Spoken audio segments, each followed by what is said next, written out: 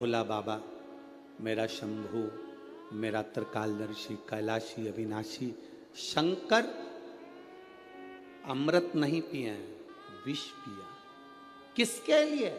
दूसरों के लिए। शिव जी ने चंद्र धारण करा, किसके लिए? दूसरों के लिए। शंकर भगवान ने सर्प धारण करा, किसके लिए? दूसरों के लिए।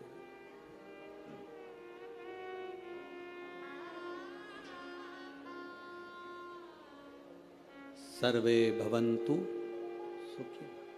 अपने लिए क्या रखा? क्या रखा? पार्वती जी ने पूछ लिया था भोलेनाथ जी से, बाबा आप सारी दुनिया को देते हो, अपने पास कुछ नहीं रखते हो, क्यों नहीं रखते?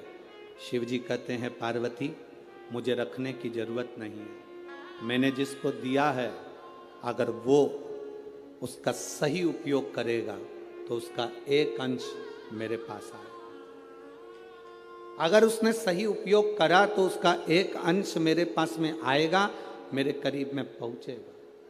अगर वो सही उपयोग कर रहा है तो। आप किस चीज का सही उपयोग कर रहे हो? नयन दिए मेरे धर्म बाबा ने दर्शन करने के लिए। इन नेत्रों से हम दिन भर अपने मोबाइल को, अपनी टीवी को देखते रहते हैं।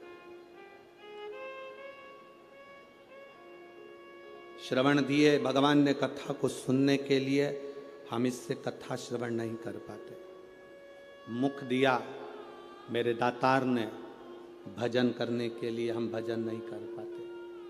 पांव दिए मंदिर तक जाने के लिए, हम जा नहीं पाते। हाथ दिए जनमानस की सेवा के लिए, हम सेवा नहीं कर पाते। शरीर का प्रयोग करा कहां? मुख का प्रयोग करा मदिरा पीने में, शराब के नशे में, गंदे नाली के पानी में। कान का प्रयोग करा निंदा और चुगली और गाली सुनने में। नेत्रों का प्रयोग करा गंदी चीजें देखने में। पांव का प्रयोग करा गंदी जगह जाने में। हाथ का प्रयोग करा गंदी वस्तुओं को छूने में। हमने प्रयोग करा क्या?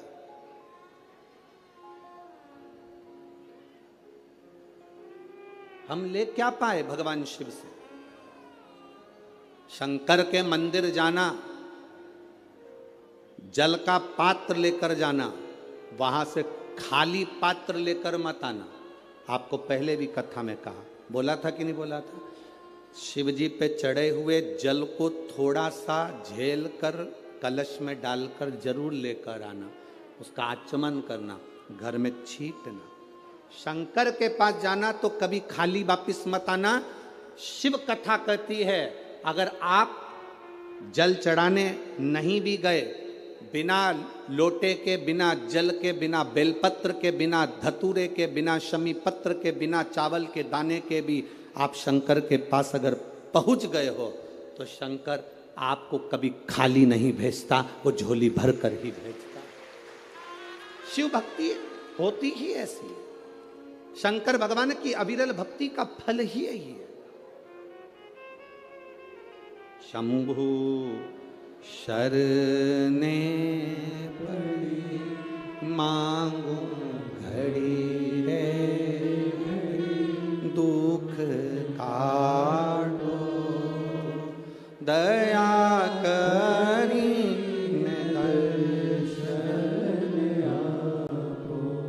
शिव कथा कहती है, भगवान की शरणागति के करीब में जब हम जाएं तो हम भगवान से कुछ मांगे चाहे ना मांगे, वो दिल से देता जरूर है, दिल से देता। आप लोगों से एक बात पूछे क्या? जवाब दोगे? अरे बोलो तेरे नागपुर वालों, पक्का? ठीक है। तुम्हारी आर्थिक स्थिति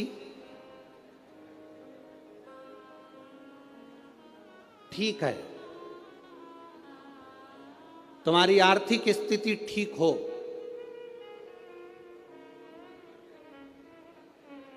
और मानसिक स्थिति ठीक नहीं हो तो आर्थिक स्थिति का कोई कारण, कोई अच्छा फल होगा क्या? जम के तो बोलो जरा। और अगर तुम्हारी आर्थिक स्थिति ठीक नहीं हो, तुम्हारे पास में धन नहीं हो, ज्यादा गाड़ी बंगला नहीं हो, और तुम्हारी मानसिक स्थिति ठीक हो, तो उसका फल होगा कि नहीं होगा? होगा ना।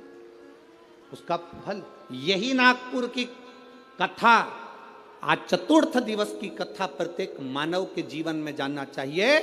तुम्हारे घर में धन बढ़े चाहे ना बढ़े, पर तुम्हारा मन और तुम्हारी बुद्धि, चित्त तुम्हारा अच्छा होना चाहिए, तो तुम्हारा धन अपने आप बढ़ जाए। आर्थिक स्थिति ठीक हो और मानसिक स्थिति ठीक नहीं हो, तो धन का क्या करोगे? पैसा क्या खाओगे कि डनलप के गद्दे को छाती पे धर के ले जाओगे? क्या करोगे उस धन का? आर्थिक स्थिति से ज्यादा जरूरी है मानसिक स्थिति ठीक होना। मन ठीक नहीं है, दिमाग ठीक नहीं है, बुद्धि ठीक नहीं है, चित्त ठीक नहीं है, तो करोड़ों का धन अलमारी में भरा रहे तो उसका मतलब क्या? क्या मतलब? सारे देवताओं में, 33 कोटि देवी देवताओं में, सारे देवताओं की आर्थिक स्थिति बिल्कुल ठीक है। करोड़ों का धन है, संपदा है, सुख है, वैभव है।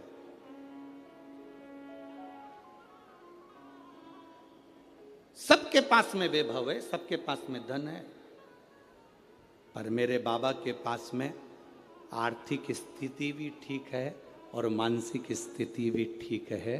वो दुनिया के मन को अपने कंट्रोल में रखते हैं।